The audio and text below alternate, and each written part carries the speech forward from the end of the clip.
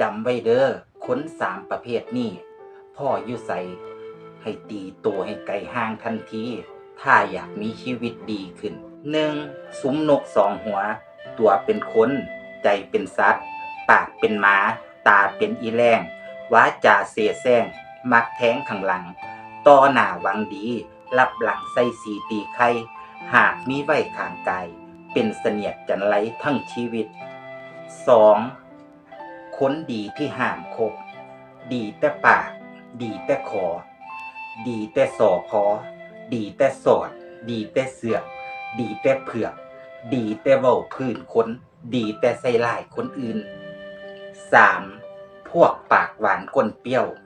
ต่อหน้าเฮาเว้าคำหวานปานน้ำอ้อยรับหลังน้อยคนฟื้นใส่สุ่มไฟเฮาเอาคำหวานมาวานใส่เก็บข้อมูลเอาไปเว้าความหวังดีมีแต่ต่อหน้าเฮารับหลังก็เอาเรื่องเฮาไปเว้าพื้น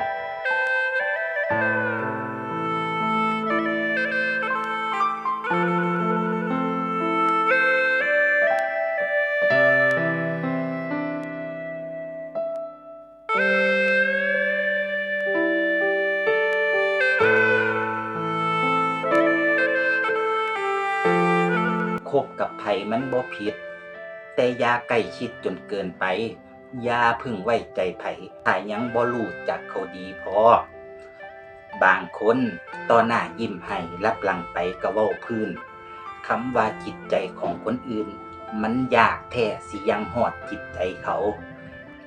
คนใกล้ตัวน่ากลัวที่สุดเพราะคนที่หักหลังเฮาอิจฉาเฮาคิดร้ายกับเฮาย่อมมาจากคนใกล้ตัวเฮาทั้งนั้น